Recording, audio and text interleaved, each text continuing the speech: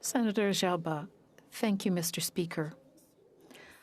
I'm continuing my series, announced as part of this year's Black History Month, with the introduction of another African Canadian, a young leader with an atypical background who has chosen to settle in a part of the country that many of us in this House likely do not know.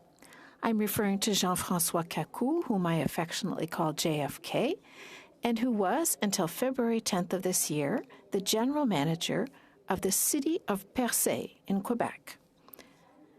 Arriving in Quebec for the first time as a tourist, JFK fell under the spell of Quebecers' welcome, Montreal's vitality, and the many opportunities that the beautiful province and Canada offer. A graduate of the University of Bordeaux and a young entrepreneur, JFK decided, after returning to France, to return to Quebec, this time as a young professional. He first worked as a consultant before joining my team at Afrique Expansion as a strategic advisor in 2015.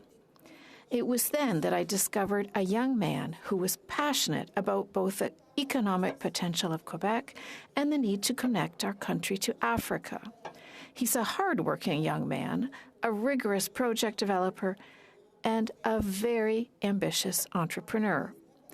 In 2019, following a recruitment process that revealed his multiple skills, the mayor of Percé retained him as general manager of this Quebec city.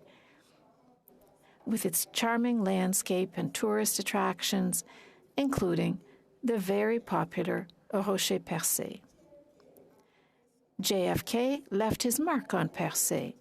The city has experienced a diversification of its economic development thanks to the introduction of a tourist fee and eco-taxation, the creation of a permaculture school in Val d'Espoir, and the opening of the Percé Cultural and Convention Center.